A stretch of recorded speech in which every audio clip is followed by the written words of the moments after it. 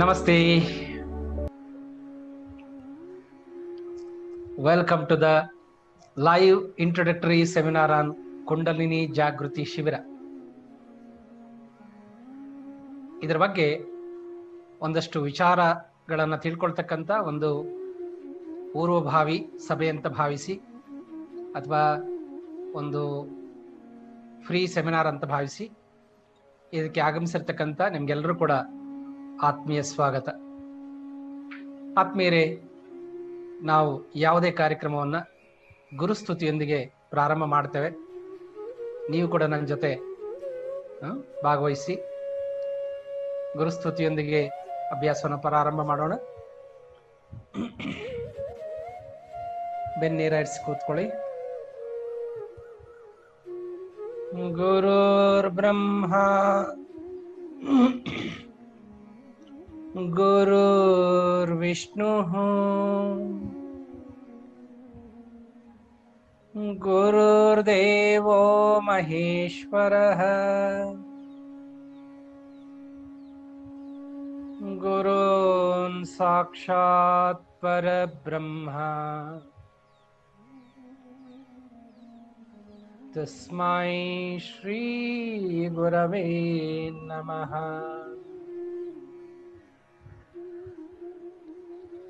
ಅಖಂಡಮಂಡಲಾಕಾರಂ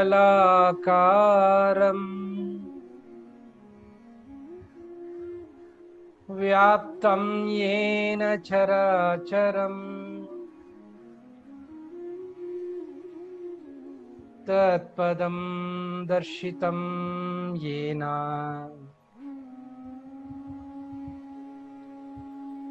ತಸ್ಮೈ ಶ್ರೀ ಗುರವೇ ನಮಃ. ಓಂ ಶ್ರೀ ಗುರುಭ್ಯೋ ನಮಃ.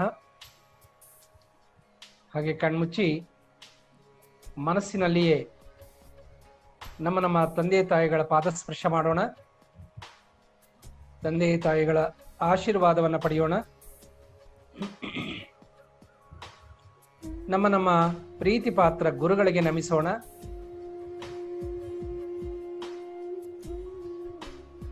ನಮ್ಮ ಇಷ್ಟ ದೈವಕ್ಕೆ ನಮಿಸೋಣ. ಬದುಕಿನಲ್ಲಿ ಏನಾದರೂ ಉನ್ನತವಾದ್ದನ್ನ ಸಾಧಿಸಬೇಕಾದ್ರೆ ಮಾತಾ ಪಿತಾ ಗುರು ದೈವ ಇವುಗಳ ಆಶೀರ್ವಾದ ಬೇಕು. ಹಾಗಾಗಿ ಮಾತೃದೇವೋಭವ, ಪಿತೃದೇವೋಭವ, ಗುರುದೇವೋಭವ, ಇಷ್ಟದೇವೋಭವ ಸ್ಮರಿಸ್ತಾ ಆಳವಾಗಿ ಉಸಿರನ್ನ ಒಳ ತೆಗೆದುಕೊಳ್ತಾ ಉಸಿರನ್ನು ನಿಧಾನವಾಗಿ ಹೊರಹಾಕ್ತಾ ಎರಡೂ ಹಸ್ತಗಳನ್ನು ಪರಸ್ಪರ ಉಜ್ಜುತ್ತಾ ಮುಖ ಕಣ್ಣುಗಳನ್ನು ಸ್ಪರ್ಶಿಸ್ತಾ ಹಾಯಾಗಿ ಪ್ರಫುಲ್ಲಿತರಾಗಿ ಹರ್ಷಾನಂದದ ಭಾವನೆಗಳಿಂದ ಕಣ್ಬಿಡೋಣ. ಮತ್ತೊಮ್ಮೆ ನಿಮಗೆಲ್ಲ ಆತ್ಮೀಯ ಸ್ವಾಗತ.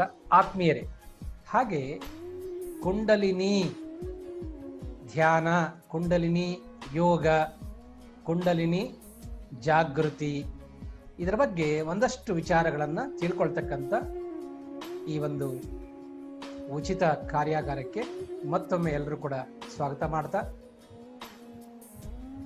ಕುಂಡಲಿನಿ ಈ ಹೆಸರು ಬಹಳ ಸನಾತನವಾದ.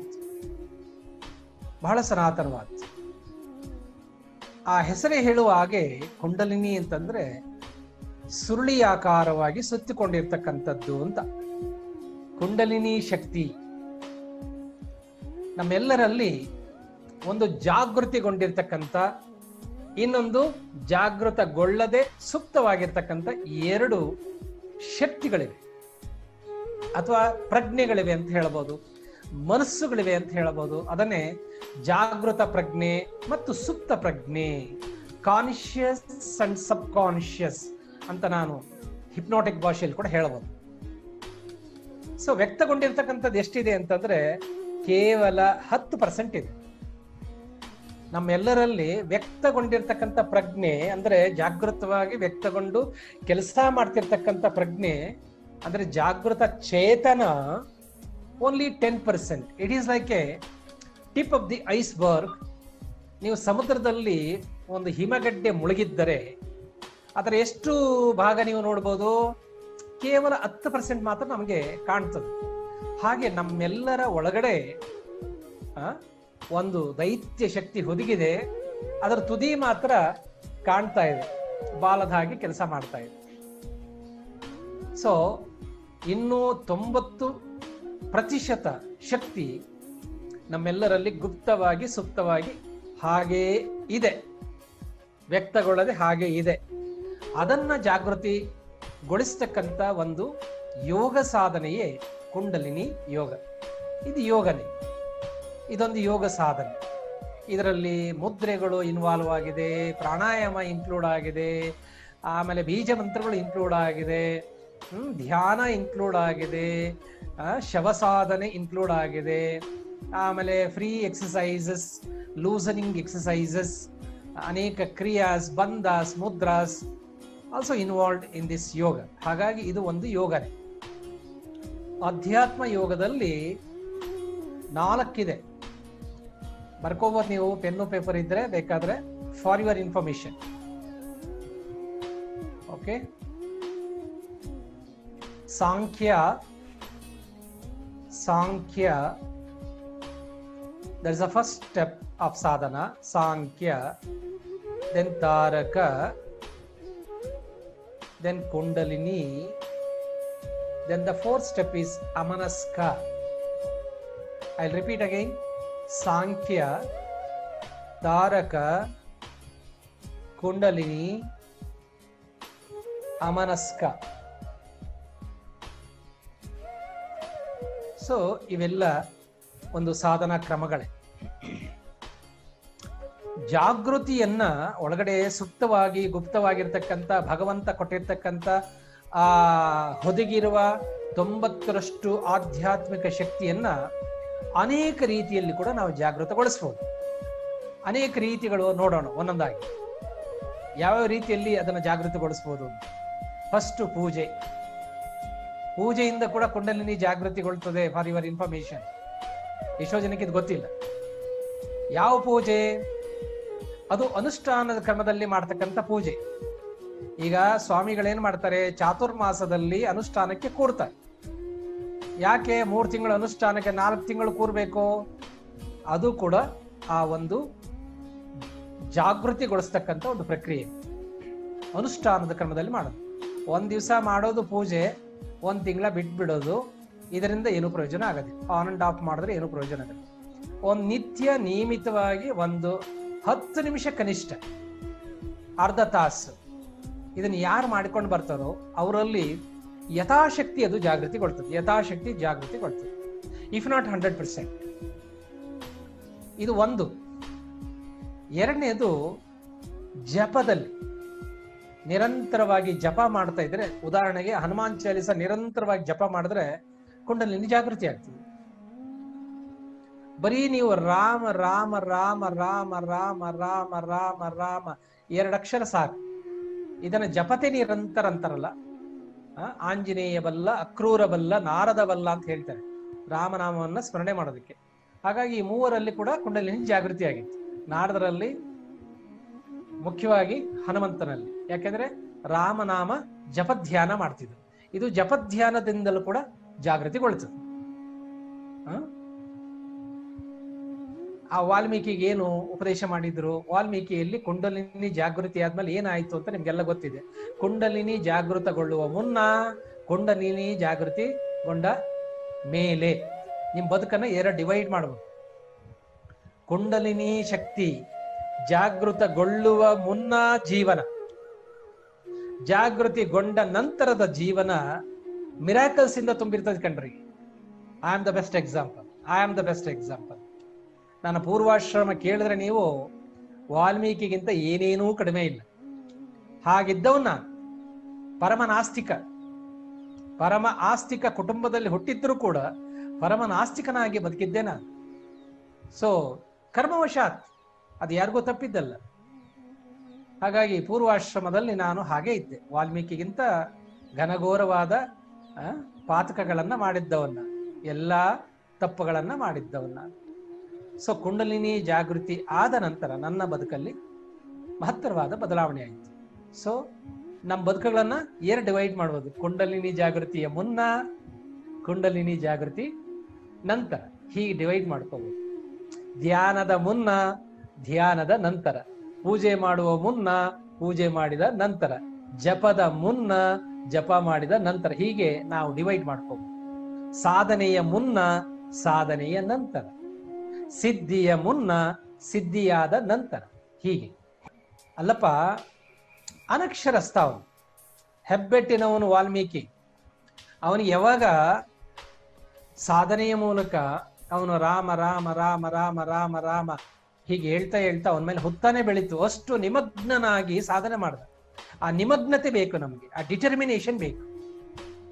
ಸುಮ್ಮನೆ ಆನ್ ಅಂಡ್ ಆಫ್ ಆಗಿ ಮಾಡೋದು ಅಲ್ಲ. ಯಾವುದೇ ಸಾಧನೆ, ಫಾರ್ ಯುವರ್ ಇನ್ಫಾರ್ಮೇಶನ್, ನೀವು ಪೂಜೆ ಮಾಡ್ರಿ, ಜಪ ಮಾಡ್ರಿ, ಧ್ಯಾನ ಮಾಡ್ರಿ, ಪ್ರಾರ್ಥನೆ ಮಾಡಿ, ಮತ್ತೆ ಇನ್ನೇನಾದ್ರೂ ಮಾಡಿ, ಅದಕ್ಕೆ ಒಂದು ಕನ್ಸಿಸ್ಟೆಂಟ್ ಪ್ರಾಕ್ಟೀಸ್ ಬೇಕಾಗ್ತದೆ. ಆ ಪ್ರಾಕ್ಟೀಸ್ ಮೇಕ್ಸ್ ಮ್ಯಾನ್ ಪರ್ಫೆಕ್ಟ್ ಅಂತ ಹೇಳ್ತೀವಲ್ಲ, ಹಾಗಾಗಿ ಅಂತಹ ಸಾಧನೆಗಳಿಂದ ಕುಂಡಲಿನಿ ಜಾಗೃತಿ ಆಗ್ತದೆ. ಸೊ ಪೂಜೆ ಆಯಿತು, ಜಪಧ್ಯಾನದಿಂದಲೂ ಆಗ್ತದೆ, ತಪಸ್ಸಿಂದಲೂ ಆಗ್ತದೆ, ಆಮೇಲೆ ಉಪಾಸನೆ ಮಾಡೋದ್ರಿಂದಲೂ ಆಗ್ತದೆ, ಉಪಾಸನ ಕ್ರಮಗಳಿಂದ ಕೂಡ ಆಗ್ತದೆ. ಕೆಲವು ಉಪಾಸನಾ ಸಾಧನಗಳಿದೆ, ಅದರಿಂದಲೂ ಕೂಡ ಆಗ್ತದೆ. ಅದಾದ್ಮೇಲೆ ವ್ರತ ಮಾಡದ ಕೂಡ ಆಗ್ತದೆ, ಫಾರ್ ಯುವರ್ ಇನ್ಫಾರ್ಮೇಶನ್. ಈಗ ಕೆಲವರು ಅಯ್ಯಪ್ಪ ಮಾಲೆ ಹಾಕೊಂಡು 40 ದಿವಸ ದೀಕ್ಷಾಬದ್ಧರಾಗಿ ಅವರು ಸಾಧನೆ ಮಾಡ್ತಾರೆ. ಅವರಲ್ಲಿ ಕೂಡ ತಕ್ಕ ಮಟ್ಟಿಗೆ, ನಾನು ಹೇಳ್ತಿರ್ತಕ್ಕಂಥದ್ದು ತಕ್ಕ ಮಟ್ಟಿಗೆ ಆಗ್ತದೆ.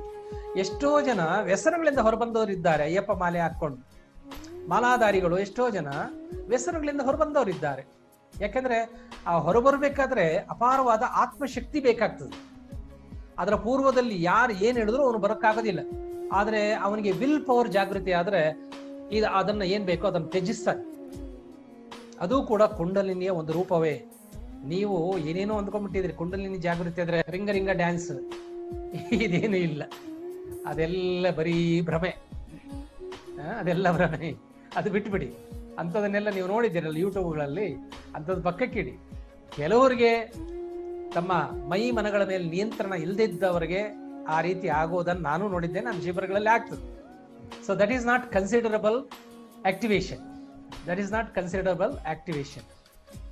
ಆಕ್ಟಿವೇಶನ್ ಆದ್ರೆ ಹೇಗೆ ಒಂದು ಹೂ ಅರಳಿದ್ರೆ ಅದು ಸೌಂದರ್ಯ ಹೊರಬರ್ತದೋ, ಅದರ ಪರಿಮಳ ಹೊರಬರ್ತದೋ, ಆ ಹೂ ಅರಳಿದಾಗ ಪರಿಮಳ ಹೊರಬಂದಾಗ ಅದೇನ್ ಮಾಡ್ತದೆ, ಸುಮ್ಮನೆ ಇರೋದಿಲ್ಲ, ದುಂಬಿಗಳನ್ನ ಆಕರ್ಷಿಸ್ತದೆ ತನ್ನೆಡೆ. ಈ ದುಂಬಿಗಳು ಅನ್ನೋವಾದ್ರೂ ಏನು, ಯಶಸ್ಸು, ಕೀರ್ತಿ, ಸಿರಿ, ಸಂಪದ, ಮಾನ, ಸಮ್ಮಾನ ಅವೆಲ್ಲ ನಿಮ್ಮನ್ನು ಹುಡ್ಕೊಂಡು ಬರ್ತವೆ. ನೀವು ಯಾವ ಹೂವು ಕೂಡ ದುಂಬಿಗಳು ಹುಡ್ಕೊಂಡು ಹೋಗೋದಿಲ್ಲ. ಯಾವ ಹೂವು ಕೂಡ ತಾನು ಅರಳುತ್ತದಷ್ಟೇ, ತಾನು ವಿಕಸನಗೊಳ್ತದಷ್ಟೇ. ಅದಿದ್ದಲ್ಲಿಗೆ ದುಂಬಿಗಳು 100 ಮೈಲಿಗಳಿಂದ ಬರ್ತಾವೆ. ಅಂದ್ರೆ ನೀವು ಹೂವಾಗಬೇಕೇ ಹೊರತು ನೀವು ದುಂಬಿಗಳಾಗಬಾರ್ದು ಹುಡುಗಿರು. ಹಾಗೆ ನೀವು ಅರಳದಾಗ ನೀವೇನು ಈ ಭವದ ಜೀವನಕ್ಕೆ ಏನೇನು ಸಾಧನಗಳು ಬೇಕು, ಆಯುರ, ಆರೋಗ್ಯ, ಕೀರ್ತಿ, ಯಶಸ್ಸು, ಇವೆಲ್ಲ ಖಂಡಿತ ಬೇಕೇ ಬೇಕು. ಯಾಕಂದ್ರೆ ಯಾರ ಇಹದ ಜೀವನ ಚೆನ್ನಾಗಿರೋದಿಲ್ಲ, ಅವರು ಪರದ ಜೀವನ ಕೂಡ ಚೆನ್ನಾಗಿರೋದಿಲ್ಲ, ಅದು ಗ್ಯಾರಂಟಿ. ಇಲ್ಲಿ ಸಲ್ಲದವರು ಅಲ್ಲಿಯೂ ಸಲ್ಲುವುದಿಲ್ಲ. ನಾವೇನ್ ಡಿಸ್ಕಸ್ ಮಾಡ್ತಾ ಇದೀವಿ, ಕುಂಡಲಿನಿ ಜಾಗೃತಿ ಅನೇಕ ರೀತಿ ಆಗ್ತದೆ. ಮುಖ್ಯವಾಗಿ ಆಗೋದು ಮೌನ ಧ್ಯಾನದಿಂದ. ಯಾರಿಗಾಯ್ತು ಕುಂಡಲಿನಿ ಮೌನ ಧ್ಯಾನದಿಂದ? ರಮಣ ಮಹರ್ಷಿಗಳಿಗೆ ಕುಂಡಲಿನಿ ಜಾಗೃತಿ ಆಗಿತ್ತು. ಅವರು ಜ್ಞಾನಿಗಳಾದರು, ಜಗತ್ತಿಗೆ ಜ್ಞಾನ ಬೋಧೆ ಮಾಡಿದ್ರು, ಅನಕ್ಷರಸ್ಥರಾಗಿದ್ರು ಕೂಡ ಮಹರ್ಷಿಗಳಾದ್ರು. ಹೆಂಗಾದ್ರು? ಜಾಗೃತಿಗೊಳ್ಳದೇ ಇದ್ರೆ ಮಹರ್ಷಿ ಹೆಂಗಾಗ್ತಾರೆ? ಪೂಜೆ ಆಯ್ತು, ಜಪಧ್ಯಾನದಿಂದಲೂ ಕೂಡ ಆಗ್ತದೆ, ಧ್ಯಾನದಿಂದಲೂ ಕೂಡ ಆಗ್ತದೆ, ಸರಿಯಾದ ಪ್ರಾಣಾಯಾಮಗಳು, ಬಂಧಗಳು, ಒಂದಷ್ಟು ಯೋಗ ಮುದ್ರೆಗಳು, ಇವುಗಳಿಂದ ಕೂಡ ಆಗ್ತದೆ. ಕೇಚರಿ, ಭೂಚರಿ, ಷಣ್ಮುಖಿ, ಶಾಂಭವಿ, ಮಧ್ಯಮ. ಬರ್ಕೊಳ್ಳಿ. ಕೇಚರಿ, ಭೂಚರಿ, ಷಣ್ಮುಖಿ, ಶಾಂಭವಿ ಅಂಡ್ ಮಧ್ಯಮ. ಇವು ಕುಂಡಲಿನಿಯನ್ನ ಜಾಗೃತಿಗೊಳಿಸ್ತಕ್ಕಂಥ ಒಂದಷ್ಟು ಮುದ್ರಾ ಪ್ರಾಣಾಯಾಮಗಳು 106 ಇದೆ. ನೀವೆಲ್ಲ ಭಸ್ತ್ರಿಕಾ ಕೇಳಿರ್ಬೇಕು, ಕಪಾಲಭಾತಿ ಕೇಳಿರ್ಬೇಕು, ಅನುಲೋಮ ವಿಲೋಮ ಕೇಳಿರ್ಬೇಕು. ಗಾಯತ್ರಿ ಮಂತ್ರವನ್ನ ಸರಿಯಾಗಿ ಅನುಷ್ಠಾನ ಮಾಡುವುದರಿಂದಲೂ ಕೂಡ ಕುಂಡಲಿನಿ ಜಾಗೃತಿ ಆಗ್ತದೆ. ಮಂತ್ರೋಚ್ಚಾರಣೆಯಿಂದ ಆಗ್ತದೆ. ಜಪ ಬೇರೆ, ಮಂತ್ರೋಚ್ಚಾರಣೆಯಿಂದ ಕೂಡ ಆಗ್ತದೆ. ಸ್ಪೆಷಲಿ ಹಿಮಾಲಯನ್ ಚಾಂಟ್ಸ್ ಅಂತ ಇದೆ, ಅದನ್ನ ನೀವು ಒಂದು 40 ಚಾಂಟಿಂಗ್ಸ್ ಬರ್ತದೆ ಅದರಲ್ಲಿ. ಹಿಮಾಲಯನ್ ಚಾಂಟ್ಸ್ ಇಸ್ ಒಂದು ಇನ್ಕ್ಲೂಸಿವ್ ಆಫ್ 40 ಚಾಂಟ್ಸ್, ಸೆಲೆಕ್ಟೆಡ್ ಚಾಂಟ್ಸ್. ಅದನ್ನು ನೀವು ನಿಯಮಿತವಾಗಿ ಹೇಳ್ಕೊಂಡ್ರು ಕೂಡ ನಿಮ್ಮಲ್ಲಿ ಜಾಗೃತಿ ಆಗ್ತದೆ. ಹೀಗೆ ಅನೇಕ ವಿಧಾನಗಳಿವೆ. ಇನ್ನ ಅನೇಕ ಧ್ಯಾನ ಕ್ರಿಯೆಗಳಿವೆ, ಅನೇಕ ಕ್ರಿಯಾ ಧ್ಯಾನಗಳಿವೆ. ಮಹಾವತಾರ ಬಾಬಾಜಿಯವರು ಆ ಕಲ್ಟಲ್ಲಿ ಬರ್ತಕ್ಕಂಥ ಕ್ರಿಯಾಧ್ಯಾನಗಳು ಅದರಿಂದಲೂ ಕೂಡ ಕುಂಡಲಿನಿ ಜಾಗೃತಿ ಆಗ್ತದೆ. ಬಟ್ ಅವರು ತುಂಬಾ ನಿಧಾನ ಪ್ರಕ್ರಿಯೆಯಲ್ಲಿ ಅದನ್ನ ಆರೋಹಣ ಗತಿಯಲ್ಲಿ ನಿಧಾನಕ್ಕೆ ಅದನ್ನು ಹೇಳ್ಕೊಡ್ತಾ ಹೋಗ್ತಾರೆ. ಒಂದು ಚಕ್ರದ ಮೇಲೆ ಅನೇಕ ತಿಂಗಳುಗಳ ಕಾಲ ಅವರು ಸಾಧನೆ ಮಾಡ್ಲಿಕ್ಕೆ ಹೇಳ್ತಾರೆ. ಬಟ್ ಇದು ಕಲಿಯುಗ, ನಾವು ಎಷ್ಟು ದಿವಸ ಬದುಕಿರ್ತೀವೋ ನಮ್ಗೆ ಗೊತ್ತಿಲ್ಲ. ಸ್ವಲ್ಪ ಬೇಗ ಆಗಲಿ ಅನ್ನೋವರೆಗೆ ಒಂದು ಸ್ವಲ್ಪ ವಿಶೇಷವಾದ ಸಾಧನೆಗಳಿವೆ. ಅಂತಹ ಒಂದು ಸಾಧನೆಯೇ ಕುಂಡಲಿನಿ. 18ರ ಒಳಗಡೆ ಇರೋರು ಈ ಅಭ್ಯಾಸವನ್ನು ಮಾಡಬಾರ್ದು. ಯಾಕೆ ಅಂತಂದ್ರೆ ಅವರ ಪ್ರಾಣನಾಡಿಗಳು ಇನ್ನೂ ಬಲ್ತಿರೋದಿಲ್ಲ, ಅಂದ್ರೆ ಡೆವಲಪ್ ಆಗಿರೋದಿಲ್ಲ. ಹಾಗಾಗಿ ಪ್ಲಕ್ಸ್ ತುಂಬಾ ಹಸಿ ಮೈ ಅಂತಾರೆ. ಹಾಗಾಗಿ ಅವರ ಸಾಧನೆ ಕೆಲವು ಸಾರಿ ಅದರ ವೇಗೋತ್ಕರ್ಷ ಜಾಸ್ತಿಯಾಗಿ ಆ ರಭಸವನ್ನು ಅವ್ರು ತಡ್ಕೊಳ್ಳೋಕ್ಕಾಗದೆ ಕೆಲವು ಸಾರಿ ಆಗುವ ಅನುಕೂಲಕ್ಕಿಂತ ಅನಾನುಕೂಲಗಳು ಆಗ್ತಕ್ಕಂಥ ಸಾಧ್ಯತೆಗಳು ಇರೋದ್ರಿಂದ ನಾನು ಕಂಪಲ್ಸರಿ 18ರ ಒಳಗಡೆ ಇರೋರಿಗೆ ಬೇಡ ಅಂತ ಹೇಳ್ತೇನೆ. ಮತ್ತು 60ರ ಮೇಲೆಯವರು ಕೂಡ ಬೇಡ ಅಂತ ಹೇಳ್ತೇನೆ. ಯಾಕೆಂದ್ರೆ ಅವರಿಗೆ ಬೆನ್ನು ನೇರವಾಗಿ ಇಟ್ಕೊಂಡು ಕುತ್ಕೊಳ್ಳೋಕ್ಕಾಗಲ್ಲ ಜಾಸ್ತಿ ಹೊತ್ತು. ಯಾಕೆಂದ್ರೆ ಇದು 90 ಡಿಗ್ರಿ ಕುತ್ಕೊಳ್ಳೋರಿಗೆ ಮಾತ್ರ ಇದು ಎಲಿಜಿಬಲ್. 90 ಡಿಗ್ರಿ ಕುತ್ಕೊಳ್ಳಿ ನೋಡಿ, ಇವಾಗ 90 ಡಿಗ್ರಿ ಕುತ್ಕೊಳ್ಳಿ. ಹೀಗೆ 1 ತಾಸು ಕೂರಬಲ್ಲಿರಾ ಅಂತಂದ್ರೆ ನೀವು you are eligible to practice Kundalini Jagruti yoga. 1 ತಾಸು 90 ಡಿಗ್ರಿಯಲ್ಲಿ ಇರಬೇಕು. ತಲೆಯಿಂದ ಮೂಲಾಧಾರದ ಬೆನ್ನುವರೆಗೂ 90 ಡಿಗ್ರಿ ಇರಬೇಕು. This is a eligibility. ಅದಾದ್ಮೇಲೆ ರೀಸೆಂಟ್ ಸರ್ಜರಿ ಆಗಿರ್ತಕ್ಕಂಥವ್ರು, ಹರ್ನಿಯಾ ಸರ್ಜರಿ ಇರ್ಬೋದು, ಅಥವಾ ಯೂಟ್ರಸ್ ಆಪರೇಷನ್ ಇರ್ಬೋದು, ಅಥವಾ ಸಿಸರಿನ್ ಆಗಿರ್ಬೋದು. ಗರ್ಭಿಣಿ ಹೆಣ್ಮಕ್ಳು ಅದಕ್ಕೆ ಬರಂಗೇ ಇಲ್ಲ. ಪ್ರೆಗ್ನೆಂಟ್ ವುಮೆನ್ ಬೇಡ. ಯಾರ್ಯಾರು ಬರಬಾರ್ದು? ಪ್ರೆಗ್ನೆಂಟ್ ಆಗಿರೋರು ಬೇಡ. ಆಮೇಲೆ ಹೆರಿಗೆ ಆಗಿರ್ತಕ್ಕಂಥವ್ರು ಬೇಡ. ರೀಸೆಂಟಾಗಿ ಹೆರಿಗೆ ಆಗಿರ್ತಕ್ಕಂಥವ್ರು, 1 ವರ್ಷದ ಮೇಲೆ ಆಗಿದೆ, ಹೆರಿಗೆ ಆಗಿದೆ ಅಂತಂದ್ರೆ ದೇ ಕ್ಯಾನ್ ಟ್ರೈ. ಅದಾದ್ಮೇಲೆ ಹರ್ನಿಯಾ ಆಪರೇಷನ್ ಆಗಿರ್ತಕ್ಕಂಥವ್ರು, ರೀಸೆಂಟಾಗಿ ಹಾರ್ಟ್ ಸರ್ಜರಿ ಆಗಿರ್ತಕ್ಕಂಥವ್ರು, ಬೈಪಾಸ್ ಸರ್ಜರಿ ಆಗಿರ್ಬೋದು, ಅಥವಾ ಅದು ಓಪನ್ ಹಾರ್ಟ್ ಸರ್ಜರಿ ಆಗಿರ್ಬೋದು, ಅಥವಾ ಸ್ಟಂಟ್ ಹಾಕ್ಸ್ಕೊಂಡಿರ್ತಕ್ಕಂಥವ್ರು ಇರ್ಬೋದು. ಇವರೆಲ್ಲ ಸ್ವಲ್ಪ ಇವೆಲ್ಲ ಪರ್ಸನಲ್ ಗೈಡೆನ್ಸ್ ಅಲ್ಲಿ ಮಾಡಬೇಕು, ಆನ್ಲೈನಲ್ಲಿ ಬೇಡ. ಯಾಕೆಂದ್ರೆ ರಿಸ್ಕ್. ಓಕೆ. ಆಮೇಲೆ ಹೈಪರ್ ಟೆನ್ಷನ್ ಸಿಕ್ಕಾಪಟ್ಟೆ, BP 180ರ ಮೇಲೆ ಇದೆ ಅಂತಂದ್ರೆ ಬೇಡ. ಯಾಕೆಂದ್ರೆ ಇದು ಕೊರೋನಾ ಟೈಮ್ ಬೇರೆ. ಯಾವುದಕ್ಕೂ ಸ್ವಲ್ಪ ಹತ್ತಿರದ ಮಾರ್ಗದರ್ಶನದಲ್ಲಿ ಮಾಡ್ತಕ್ಕಂಥದ್ದು ಒಳ್ಳೆ. ಅವ್ರು ಮಾಡಬಾರ್ದು ಅಂತಲ್ಲ, ಅವರಿಗೆ ಒಂದು ಪರ್ಸನಲ್ ಅಟೆನ್ಷನ್ ಬೇಕಾಗ್ತದೆ. ನಾನಿಲ್ಲಿ ಆನ್ಲೈನಲ್ಲಿ ಅಟೆನ್ಷನ್ ಕೊಡೋಕ್ಕಾಗೋದಿಲ್ಲ. ನನಗೆ ಈ ಸ್ಕ್ರೀನಲ್ಲಿ ಒಂದು 5-6 ಜನ ಮಾತ್ರ ಕಾಣ್ತದೆ. ಉಳಿದವರು ಏನು ಮಾಡ್ತಿದ್ದಾರೆ, ಅವ್ರು ಮಾಡುವಾಗ ಅವರ ಅನುಭವ ಏನು, whether they are comfortable with practice or not, ಇದನ್ನೆಲ್ಲ ನಾನು ಮಾನಿಟರ್ ಮಾಡೋಕ್ಕಾಗೋದಿಲ್ಲ. ಹಾಗಾಗಿ ಹೈಪರ್ ಟೆನ್ಷನ್ ಇರೋರು ಬೇಡ. ಆಮೇಲೆ ಕ್ರಾನಿಕ್ ಆಸ್ತಮಾ ಇರೋರು, ಅವರು ಸ್ಟೆಪ್ 1 and 2 ಮಾತ್ರ ಮಾಡ್ಬೋದು. ಆದರೆ ಕಲೀಲಿಕ್ಕೆ ಅಡ್ಡಿ ಇಲ್ಲ. ಕಲ್ತಿಟ್ಕೊಂಡು 1 and 2 ಪ್ರಾಕ್ಟೀಸ್ ಮಾಡ್ತಾ ಸುಧಾರಣೆ ಆದಮೇಲೆ 3 and 4 ಪ್ರಾಕ್ಟೀಸ್ ಮಾಡ್ಬೋದು. ಆದರೆ 3 and 4 ಅದು ಸ್ವಲ್ಪ ರಿಗ್ರೆಸ್ ಪ್ರಾಕ್ಟೀಸ್ ಆದ್ರಿಂದ ಚೋಕ್ಸ್ ಬರ್ತಕ್ಕಂಥ ಸಾಧ್ಯತೆ ಇರೋದ್ರಿಂದ let us not take the risk. ಯಾಕೆಂದ್ರೆ ಈ ಕುಂಡಲಿನಿ ಸಾಧನೆಯಲ್ಲಿ ಪ್ರಾಣಾಯಾಮ, ಬ್ರೀದಿಂಗ್ ಬಹಳ ಇಂಪಾರ್ಟೆಂಟ್ ರೋಲ್ ಪ್ಲೇ ಮಾಡ್ತದೆ. ಹಾಗಾಗಿ I don't recommend severe asthmatic people to practice 3rd and 4th step special. First second ಮಾಡ್ಬೋದು ಅವರು. ಕಲ್ತ್ಕೊಂಡು ಅದರಿಂದ ಅನುಕೂಲ ಆದಮೇಲೆ they can go with 3rd and 4th. ಇವೆಲ್ಲ ಪ್ರಿಕಾಷನ್ಸು. ಮಕ್ಕಳು ಬೇಡ, ವೃದ್ಧರು ಬೇಡ.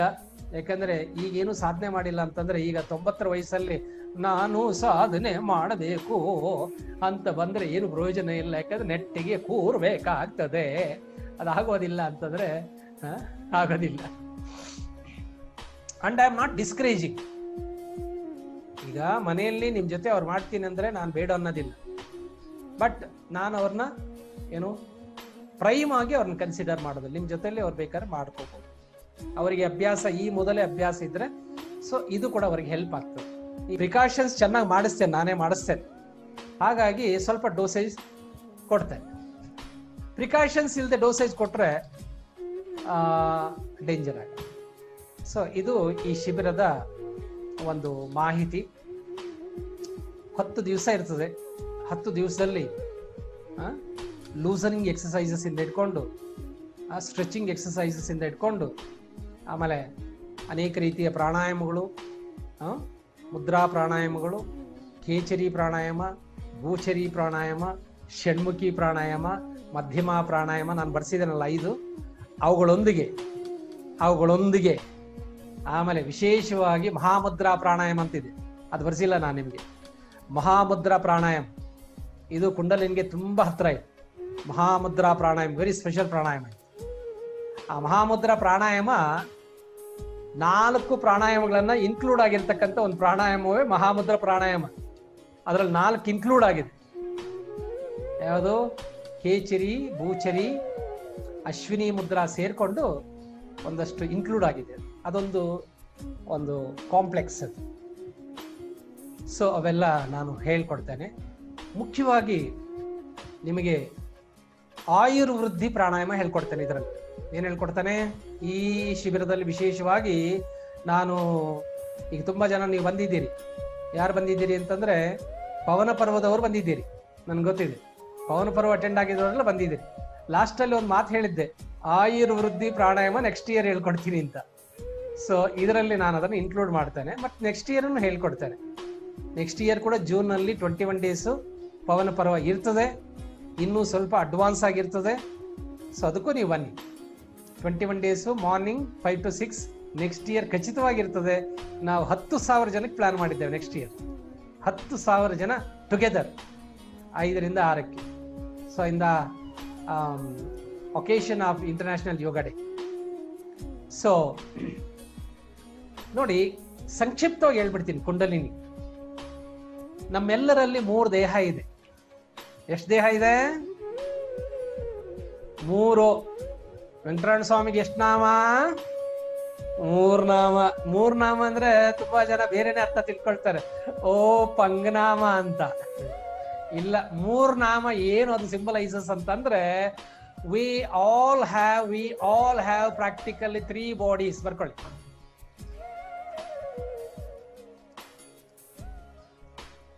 ಇದನ್ನ ತೋರಿಸ್ತೇನೆ ನಾನು ನಿಮ್ಗೆ. 3 ಶರೀರಗಳು ಎಲ್ಲಿವೆ. ಒಂದನೇದು ಬ್ರಹ್ಮಮಯ,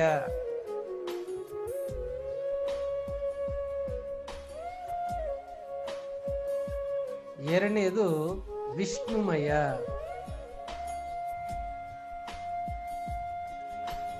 ಮೂರನೇದು ರುದ್ರಮಯ. ಅದಕ್ಕೆ ನಮ್ಮ ಪ್ರಾಚೀನರು ನಮ್ಗೆ 3 ದೇಹ ಇದೆ, ತ್ರಿಗುಣಾತ್ಮಕಂ, ತಿಹುಲೋಕ ಉಜಾಗರ್. ತಿಹುಲೋಕ ಅಂದ್ರೆ 3 ಶರೀರ, ಬಾಡಿ ಮೈಂಡ್ ಸೋಲ್ ಅಂತಕ್ಕಂಥ 3 ಶರೀರ. ಸ್ವರ್ಗ ಮತ್ಸ್ಯ ಪಾತಾಳ, ಸ್ವರ್ಗ ಮತ್ಸ್ಯ ಮರ್ತ್ಯ ಪಾತಾಳ. ಸೊ ಹಾಗೆ ನಮ್ಮ ಒಳಗಡೆ, ನಮ್ಮೆಲ್ಲರ ಒಳಗಡೆ 3 ಶರೀರ ಇದೆ. ಆ 3 ಶರೀರಗಳಲ್ಲಿ ಮಧ್ಯದಲ್ಲಿರ್ತಕ್ಕಂಥ ಶರೀರವೇ ಬ್ರಹ್ಮ ಶರೀರ. ಮಧ್ಯದಲ್ಲಿರ್ತಕ್ಕಂಥ ಶರೀರ ಬ್ರಹ್ಮ ಶರೀರ. ಇವೆಲ್ಲ ಅಶರೀರಗಳು. ಅಶರೀರವೂ ಒಂದು ಶರೀರವೇ, ಅಶರೀರವೂ ಕೂಡ ಒಂದು ಶರೀರವೇ. Not physical body. So these are all subtle bodies or spiritual bodies. Not physical body, subtle bodies. Sukshma sharira, asharira. Okay. ಬ್ರಹ್ಮ ಶರೀರ ಎಲ್ಲಿದೆ? ಈಗ ಇಟ್ಕೊಳ್ಳಿ ಇಟ್ಕೊಳ್ಳಿ ಇಟ್ಕೊಳ್ಳಿ ಇಟ್ಕೊಳ್ಳಿ. ಯಾವಾಗ ಇಟ್ಕೊಳ್ಳೋದು? ವ್ಯಾಪಾರ ಮಾಡೋವಾಗ. ಏನ್ ಇಟ್ಕೊಂಡಿದ್ದೀರಿ ಇವಾಗ?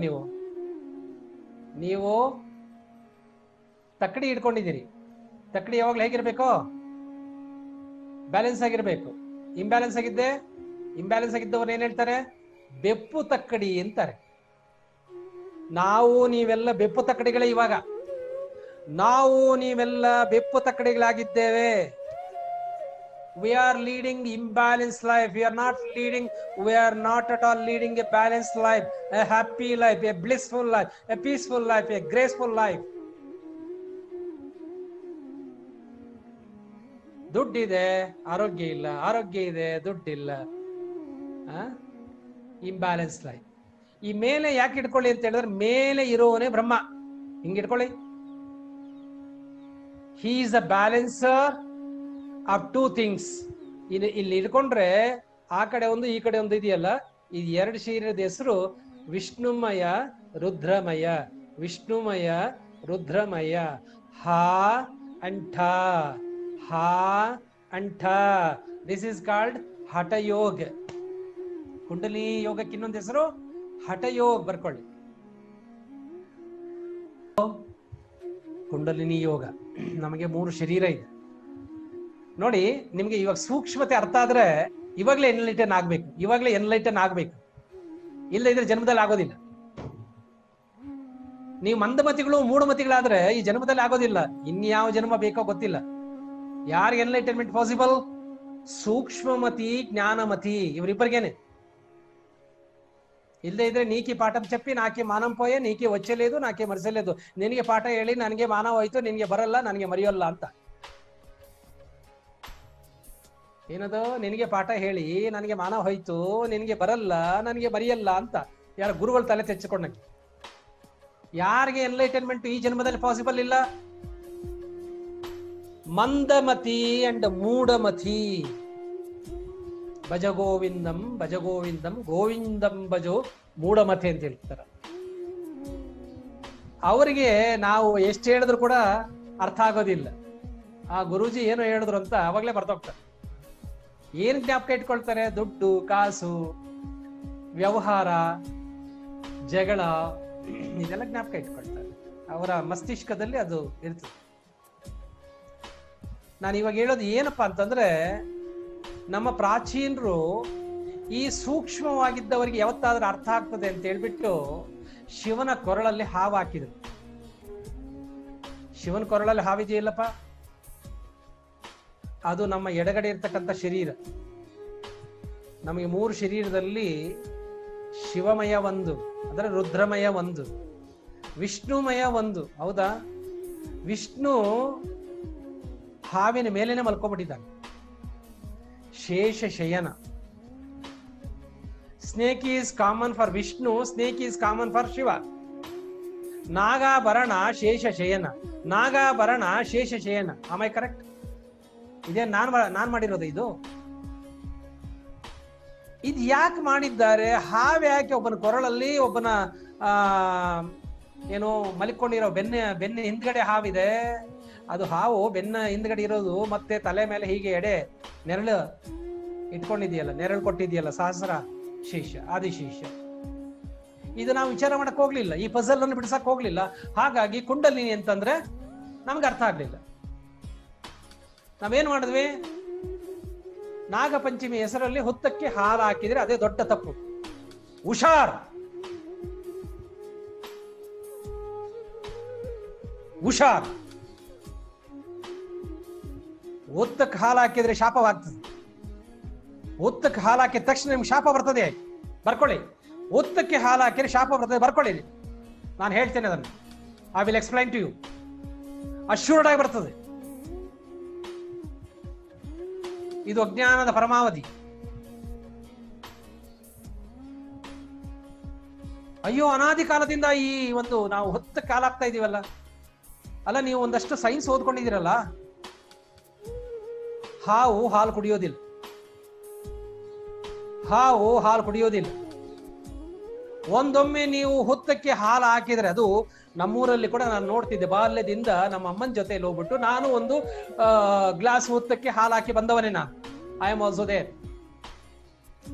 ಊರೆಲ್ಲ ಹೋಗುವುದು ಒಂದೇ, ಇರೋದು ಒಂದೇ ಹುತ್ತ, ಅಲ್ಲೇ ಹಾಕಬೇಕು. ಎಲ್ಲ ಬಿಲಗಳಲ್ಲಿ ಹಾಕ್ತಾರೆ, ಅದು ತುಂಬುವಷ್ಟು ಹಾಕ್ತಾರೆ. ಒಂದೊಮ್ಮೆ ಹಾವಿದ್ರೆ ಅದು ಉಸಿರಾಡದೆ ಒಳಗಡೆ ಸತ್ತೋಗ್ತದೆ. ಈ ಶಾಪ ಖಂಡಿತ ಹಾಕಿದವರಿಗೆ ಬರ್ತದೆ. ಯಾಕೆಂದ್ರೆ ಹಾವು ಹಾಲು ಕುಡಿಯೋದಿಲ್ಲ. Snake is not vegetarian. Snake is not vegetarian scientifically. ಅಂಡ ಕೊಡಿ, ಮೊಟ್ಟೆ ಕೊಡೋದಿದ್ರೆ ಕೊಟ್ಬಿಡಿ, ಫಸ್ಟ್ ಕ್ಲಾಸ್ ಆಗಿ ತಿಂತದೆ. I am not encouraging to feed egg. ಅದ್ ನೀವು ಕೊಟ್ಟು ತಿನ್ನೋದಿಲ್ಲ, ತಾನೇ ಹುಡುಕೊಂಡು ಹೋಗಿ ತಿಂತದೆ, ಅದು ಬೇರೆ ವಿಚಾರ. ಹುತ್ತಕ್ಕೆ ಹಾಲು ಹಾಕುವ ರಹಸ್ಯವನ್ನು ನಾನು ಈ ಕುಂಡಲಿನಿ ಕ್ಲಾಸಲ್ಲಿ ರಿವೀಲ್ ಮಾಡ್ತೇನೆ.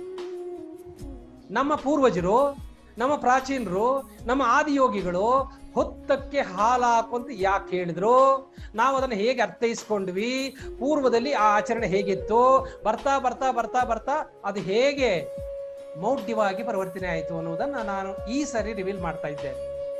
This time I am going to reveal in Kundalini program. So ಅನಾದಿ ಕಾಲದಿಂದ ಈ ತಪ್ಪನ್ನ ಮಾಡ್ತಾ ಇದ್ದೀವಿ.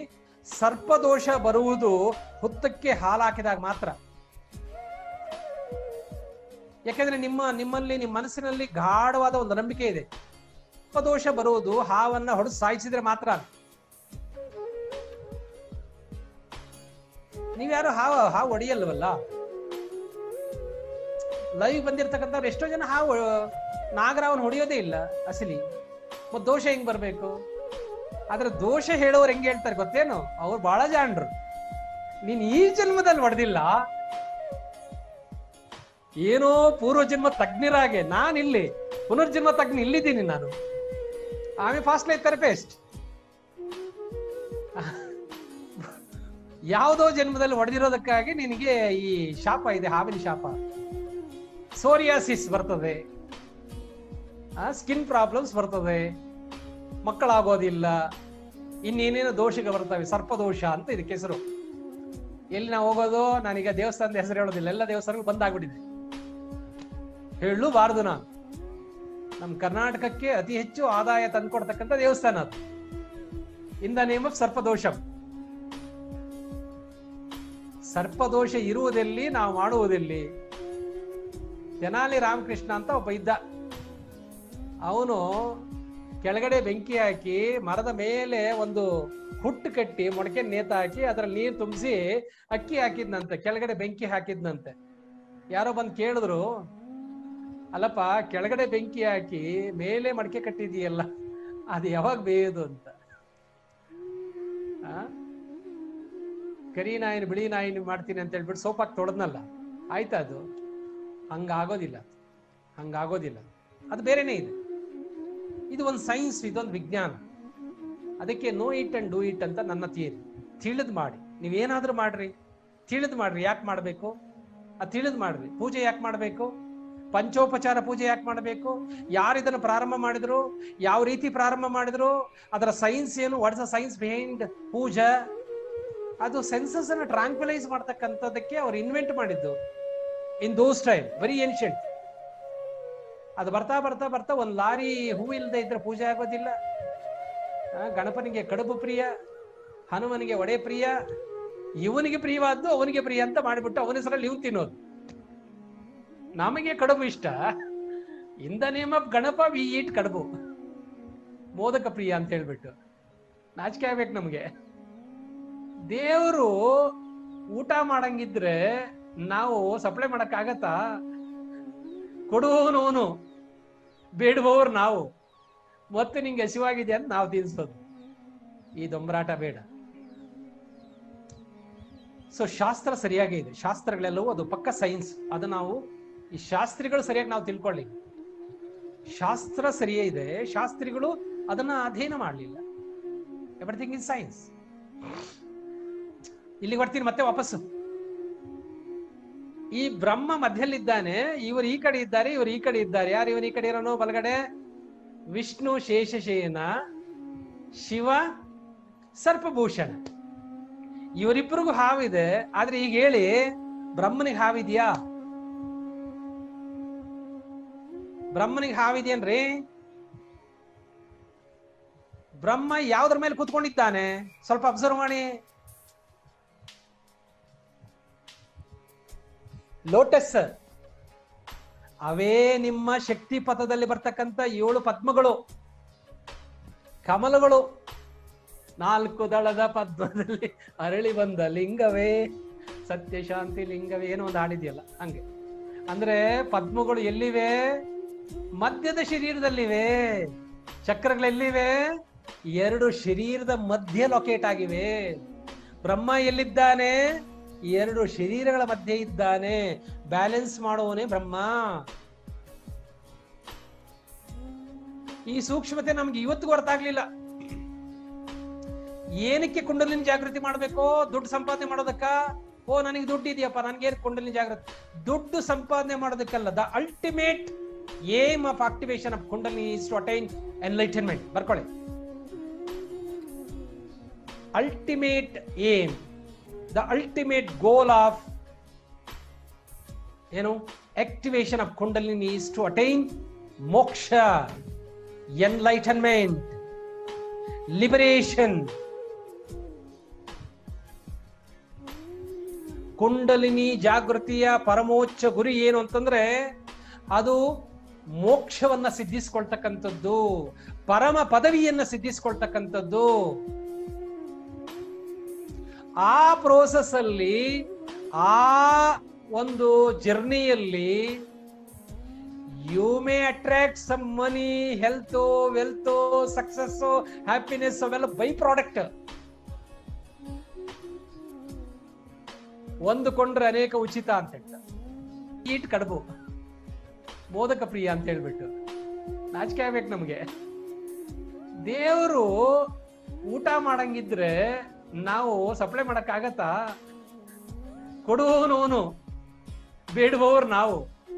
ಮತ್ತೆ ನಿಂಗೆ ಹಸಿವಾಗಿದೆ ಅಂತ ನಾವು ತಿಳಿಸೋದು. ಈ ದೊಂಬರಾಟ ಬೇಡ. ಸೊ ಶಾಸ್ತ್ರ ಸರಿಯಾಗಿ ಇದೆ. ಶಾಸ್ತ್ರಗಳೆಲ್ಲವೂ ಅದು ಪಕ್ಕ ಸೈನ್ಸ್. ಅದು ನಾವು ಈ ಶಾಸ್ತ್ರಿಗಳು ಸರಿಯಾಗಿ ನಾವು ತಿಳ್ಕೊಳ್ಳಿ. ಶಾಸ್ತ್ರ ಸರಿಯೇ ಇದೆ, ಶಾಸ್ತ್ರಿಗಳು ಅದನ್ನ ಅಧ್ಯಯನ ಮಾಡಲಿಲ್ಲ. Everything is science. ಇಲ್ಲಿ ಬರ್ತೀನಿ ಮತ್ತೆ ವಾಪಸ್ಸು. ಈ ಬ್ರಹ್ಮ ಮಧ್ಯಲ್ಲಿದ್ದಾನೆ, ಇವರು ಈ ಕಡೆ ಇದ್ದಾರೆ, ಇವರು ಈ ಕಡೆ ಇದ್ದಾರೆ. ಯಾರು ಇವರು ಈ ಕಡೆ ಇರೋನು? ಬಲಗಡೆ ವಿಷ್ಣು ಶೇಷಶಯನ, ಶಿವ ಸರ್ಪಭೂಷಣ. ಇವರಿಬ್ಬರಿಗೂ ಹಾವಿದೆ. ಆದ್ರೆ ಈಗ ಹೇಳಿ, ಬ್ರಹ್ಮನಿಗೆ ಹಾವಿದ್ಯಾ? ಬ್ರಹ್ಮನಿಗೆ ಹಾವಿದೆಯೇನ್ರಿ? ಬ್ರಹ್ಮ ಯಾವ್ದ್ರ ಮೇಲೆ ಕೂತ್ಕೊಂಡಿದ್ದಾನೆ? ಸ್ವಲ್ಪ ಅಬ್ಸರ್ವ್ ಮಾಡಿ. ಲೋಟಸ್. ಅವೇ ನಿಮ್ಮ ಶಕ್ತಿ ಪಥದಲ್ಲಿ ಬರ್ತಕ್ಕಂಥ 7 ಪದ್ಮಗಳು, ಕಮಲಗಳು. 4 ದಳದ ಪದ್ಮದಲ್ಲಿ ಅರಳಿ ಬಂದ ಲಿಂಗವೇ ಸತ್ಯ ಶಾಂತಿ ಲಿಂಗವೇ, ಏನೋ ಒಂದು ಹಾಡಿದೆಯಲ್ಲ ಹಂಗೆ. ಅಂದ್ರೆ ಪದ್ಮಗಳು ಎಲ್ಲಿವೆ? ಮಧ್ಯದ ಶರೀರದಲ್ಲಿವೆ. ಚಕ್ರಗಳೆಲ್ಲಿವೆ? 2 ಶರೀರದ ಮಧ್ಯೆ ಲೊಕೇಟ್ ಆಗಿವೆ. ಬ್ರಹ್ಮ ಎಲ್ಲಿದ್ದಾನೆ? 2 ಶರೀರಗಳ ಮಧ್ಯೆ ಇದ್ದಾನೆ. ಬ್ಯಾಲೆನ್ಸ್ ಮಾಡುವವನೇ ಬ್ರಹ್ಮ.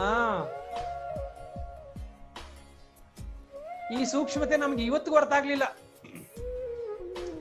ಏನಕ್ಕೆ ಕುಂಡಲಿನಿ ಜಾಗೃತಿ ಮಾಡ್ಬೇಕು? ದುಡ್ಡು ಸಂಪಾದನೆ ಮಾಡೋದಕ್ಕ? ಓ ನನಗೆ ದುಡ್ಡು ಇದೆಯಪ್ಪ, ನನ್ಗೆ ಕುಂಡಲಿನಿ ಜಾಗೃತಿ. ದುಡ್ಡು ಸಂಪಾದನೆ ಮಾಡೋದಕ್ಕಲ್ಲ. The ultimate aim of activation of Kundalini is to attain enlightenment. ಬರ್ಕೊಳ್ಳಿ. Ultimate aim, the ultimate goal of activation of kundalini is to attain moksha, enlightenment, liberation.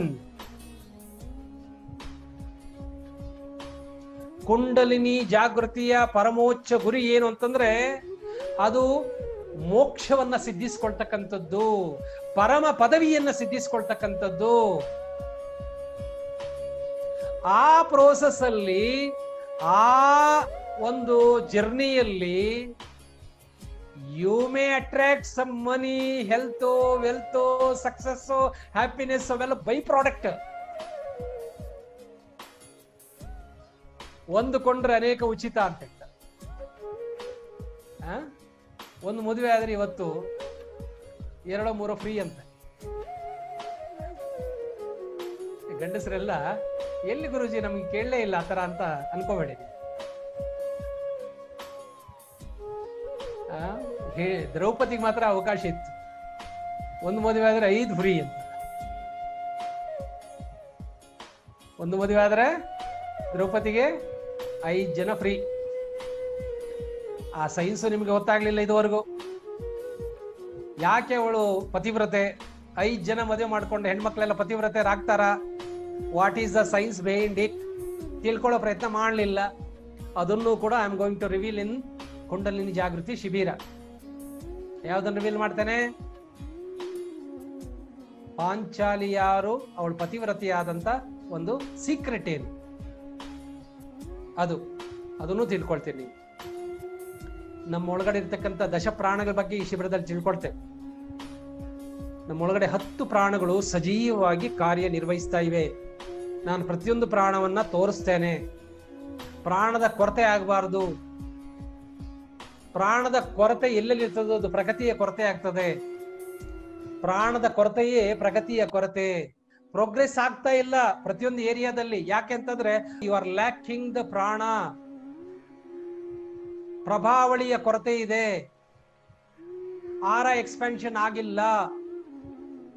ಎಲ್ಲರದು ಅರ್ಧಡಿ ಇದೆ ಇವಾಗ. ಅರ್ಧಡಿ ಇದ್ದಾಗ ಆರ we attract only negative things towards us. ಪ್ರೇತ ಶಕ್ತಿಗಳನ್ನ, ದುಷ್ಟರನ್ನ, ಪೀಡಕರನ್ನ, ಕಾಟ ಕೊಡುವರನ್ನ, ದುರಾಚಾರಿಗಳನ್ನ, ಮಾನ ಮರ್ಯಾದೆ ಕಳೆಯೋರನ್ನ, ಧನಹಾನಿ, ಮಾನಹಾನಿ, ಪ್ರಾಣಹಾನಿ ಮಾಡೋರನ್ನ ಈ ಆರ ಅಟ್ರಾಕ್ಟ್ ಮಾಡುತ್ತೆ. ಬುದ್ಧನ ಆರ ಆತರ ಅಟ್ರಾಕ್ಟ್ ಮಾಡ್ಲಿಲ್ಲ. ಬುದ್ಧನ ಆರ ಒಂದು ಮಾರಿತ್ತು. ಯಾಕೆಂದ್ರೆ ಎನ್ಲೈಟನ್ಮೆಂಟ್ ಆಗಿತ್ತು. ನಾನು ಹೇಳಿದ್ದೇನೆ, ಧ್ಯಾನದಿಂದಲೂ ಕೂಡ ಕುಂಡಲಿನಿ ಜಾಗೃತಿ ಆಗ್ತದೆ. ಬುದ್ಧ ನಾನು ಹೇಳ್ಕೊಡ್ತಾ ಇದ್ದೀನಲ್ಲ ಮುಂದೆ, ಆ ಮೆಥಡ್ ಅಲ್ಲಿ ಏನು ಮಾಡ್ಲಿಲ್ಲ. He found some other method and he got enlightened. Enlightenment ಆಗಿದ ತಕ್ಷಣ ಅವನಿಗೆ ಆರ ವಿಸ್ತರಣೆ ಆಯಿತು. 1 ಮಾರು ದೂರ ಇರ್ತಾ ಇತ್ತು. ಒಂದು ಎಲ್ಲೇ ನಡೆದು ಹೋದ್ರು ಆ ಕಾಲದಲ್ಲಿ ಹೂಗಳು ಅರಳುತ್ತಿದ್ದು. When Buddha walks, flowers used to bloom out of season. ಅವನು ತನ್ನ ಶಿಷ್ಯರು ಅವನು ಹುಡ್ಕೊಂಡು ಬಂದರೆ ಹೊರತು ದುಂಬಿಗಳ ಹಾಗೆ ಇವನು ಯಾರತ್ರ ಹೋಗ್ಬಿಟ್ಟು ಬಾರಪ್ಪ ನನಗೆ ಎನ್ಲೈಟನ್ಮೆಂಟ್ ಆಗ್ಬಿಟ್ಟಿದೆ, ನಿನ್ಗೆ ಉಪದೇಶ ಮಾಡ್ತೀನಿ ಅಂತ ಹೇಳಲಿಲ್ಲ.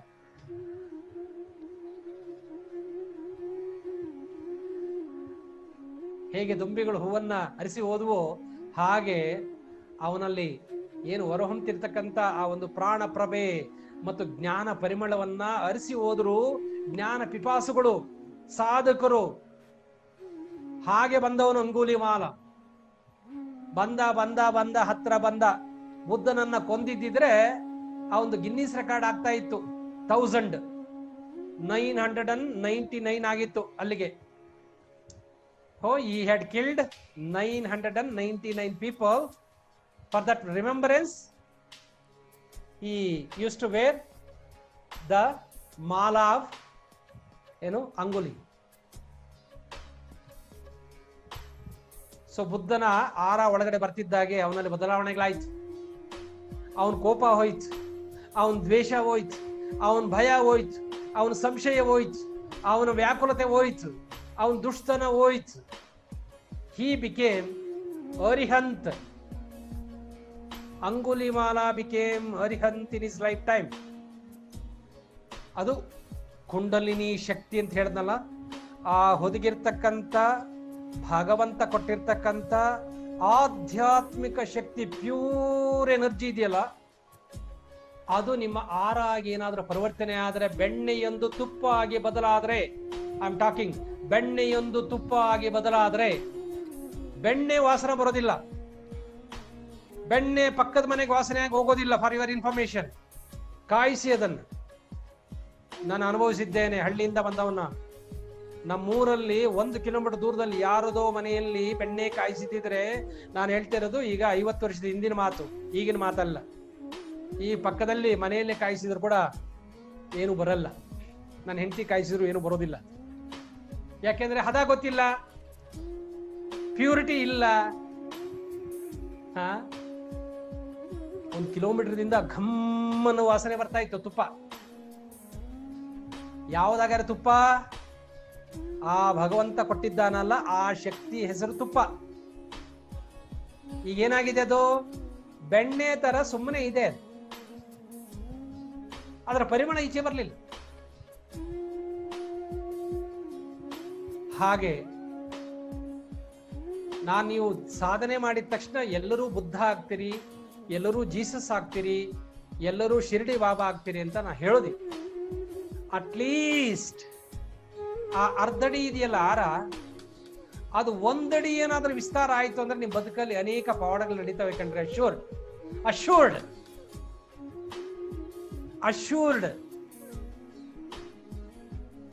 expansion of the life.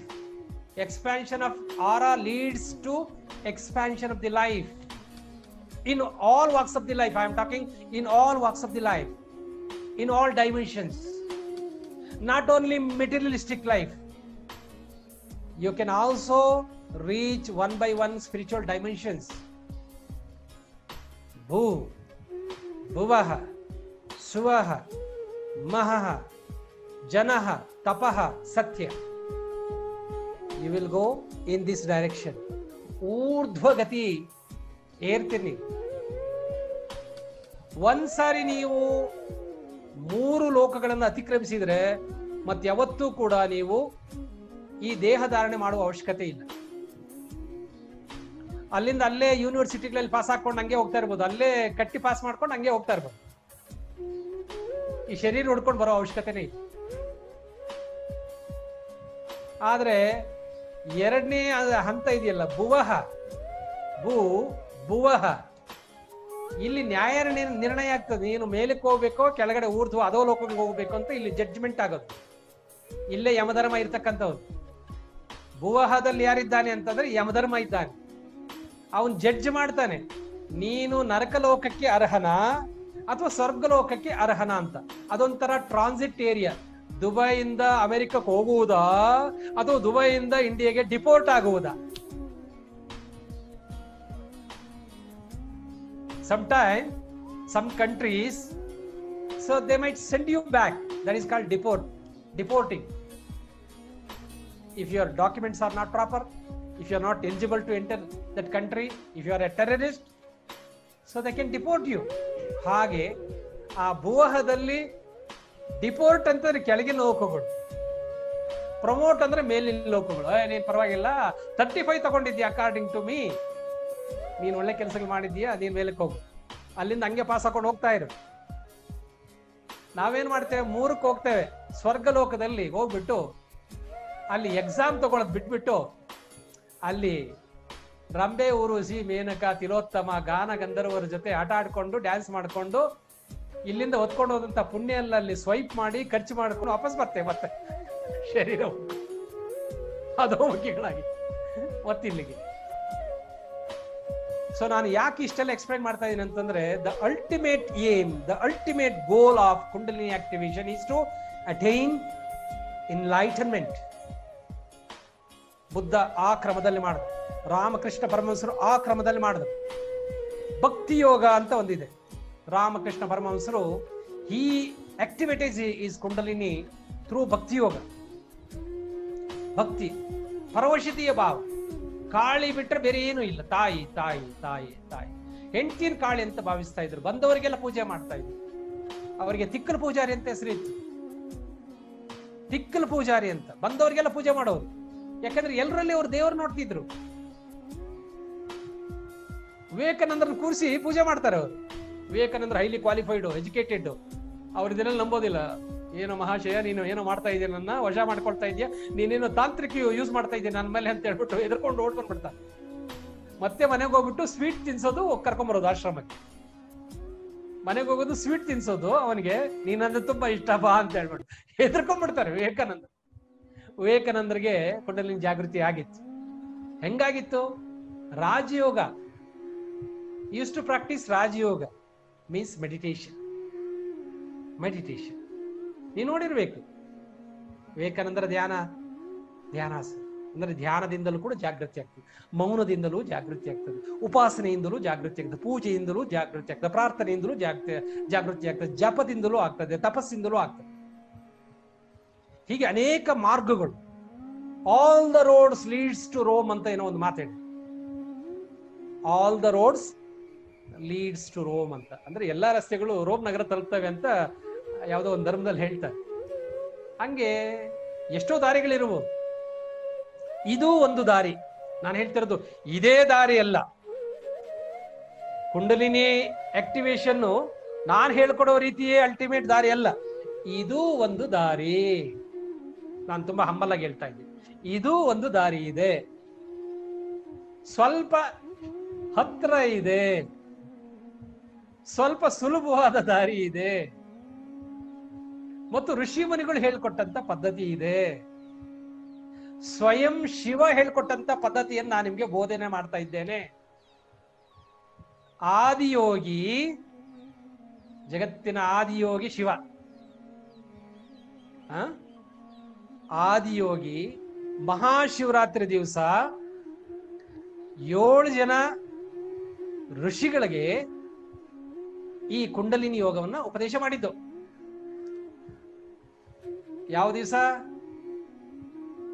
Mahashivratri ದಿವಸ. ಆ ರಾತ್ರಿ ದಿವಸ ಉಪದೇಶ ಮಾಡಿದ್ರಿಂದ ಅದೇ ಮಹಾಶಿವರಾತ್ರಿ ಆಯಿತು.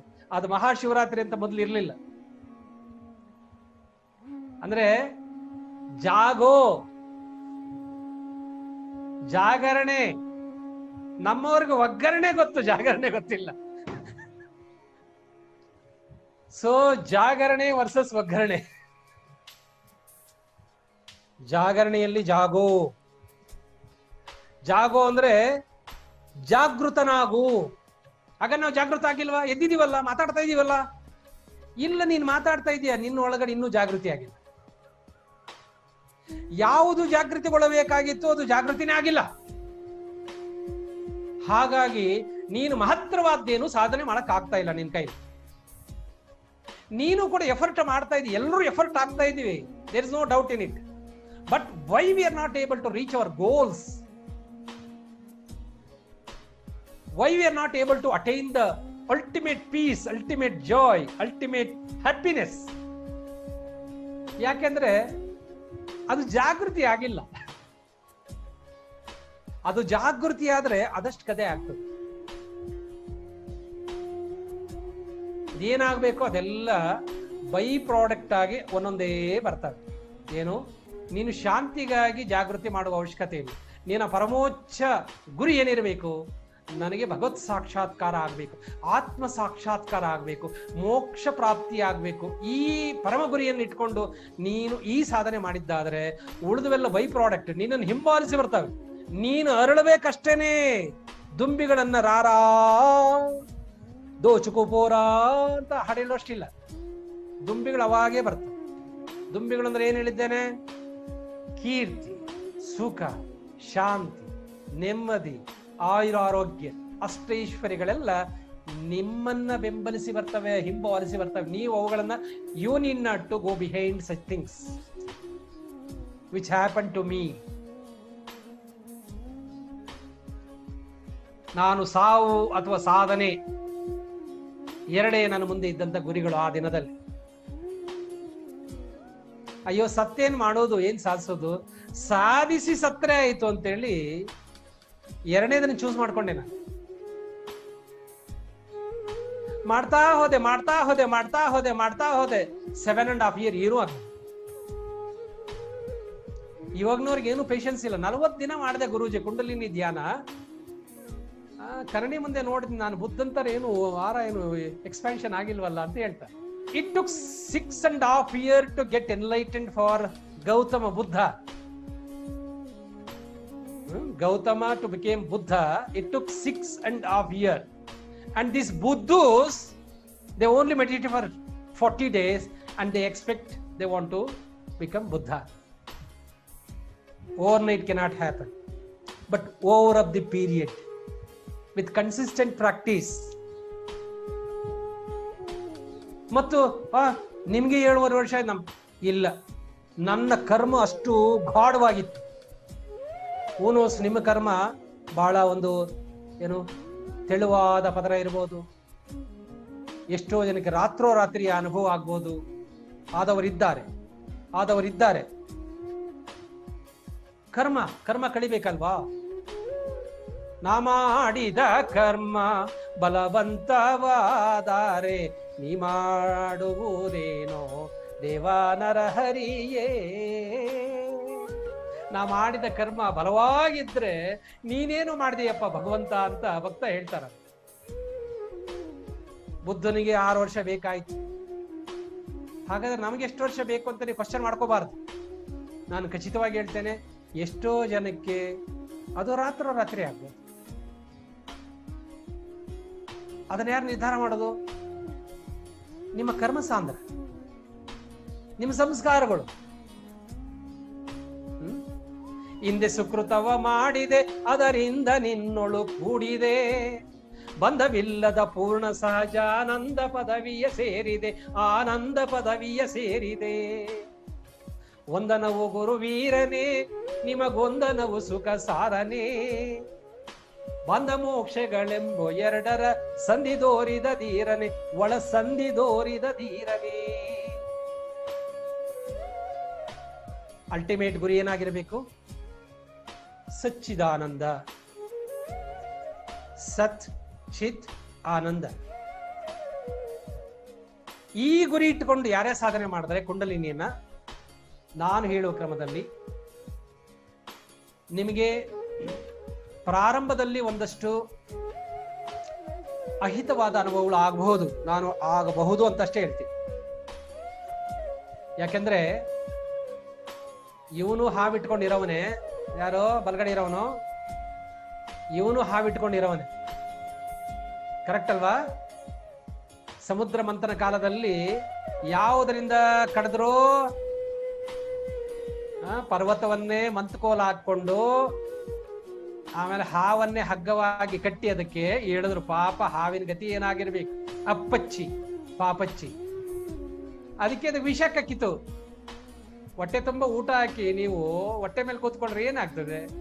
ವಾಂತಿ ಆಗ್ತದೆ. ಹಂಗೆ ಈ ಕಡೆ ದಾರೋರು, ಆ ಕಡೆ ದೈತ್ಯರು ಎಳೆದ್ರು ಅಂತ ನಮಗೆ ಪುರಾಣ ಹೇಳ್ತದೆ. ಹೀಗೆ ನಿಜವಾಗ್ಲೂ ಆಗ್ಲಿಕ್ಕೆ ಸಾಧ್ಯ ಇದೆಯಾ? If you think in the scientific way. ಅದನ್ನ ನಮ್ಮ ಹಿಂದಿನವರು ನಮ್ಮೊಳಗಡೆ ಆ ತರ ಕೆಲವು ತತ್ವಗಳಿದೆ, ಅದಕ್ಕೆ ಹೋಲಿಸಿದ್ರು.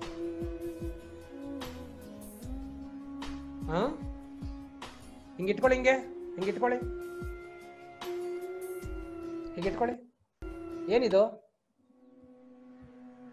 ಏನಿದು ನಾಗಿನಿ? ಹೀಗೆ ಯಾಕಾಗಲ್ಲ? ಹೀಗೆ ಯಾಕೆ ಇಟ್ಕೋಬೇಕು? ಈ ಡ್ಯಾನ್ಸ್ ಮಾಡೋವಾಗೆಲ್ಲ ಹೀಗೆ ಯಾಕೆ ಇಟ್ಕೊಳ್ತಾರೆ? ಈಗ ಇಟ್ಕೊಂಡ್ರೆ ಸಾಕಲ್ಲ. ಇದು ಒಂದಾವೋ, ಹಿಂಗಿಟ್ಕೊಂಡ್ರೆ 2 ಹಾವು. ಕರೆಕ್ಟ್ ಅಲ್ವಾ? ಸೊ ನಮ್ಮ ಒಳಗಡೆ 2 ಹಾವಿದೆ. ಗಂಡಿಕೋಟ ಲೋನುರ ಗಟ್ಟಿ ಪಾಮುನ್ನಾದಿರಾ, ಉಚ್ಛ್ವಾಸములో నిలపి ఊర కుంచవలెనురా. ತೆಲುಗಲ್ಲಿ ಯಾರೋ ದಾರ್ಶನಿಕ ಹೇಳಿರ್ತಕ್ಕಂಥದ್ದು. ನಮ್ಮೊಳಗಡೆ ಹಾವುಗಳಿವೆ, 2 ಹಾವುಗಳಿವೆ. ಅವು ಸುಮ್ಮನಿಲ್ಲ, ಹಿಂಗೆ ಎಣ್ಕೊಂಡಿವೆ.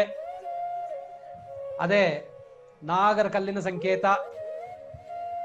ಎಲ್ಲಿ ಪೂಜೆ ಮಾಡಬೇಕಾಗಿತ್ತು ನಾವೆಲ್ಲೋ ಪೂಜೆ ಮಾಡಿದ್ವಿ, ಎಲ್ಲಿ ಹಾಲು ಹಾಕಬೇಕಾಗಿತ್ತು ಮತ್ತೆ ಎಲ್ಲೋಗಿ ಹಾಲು ಹಾಕಿದ್ವಿ.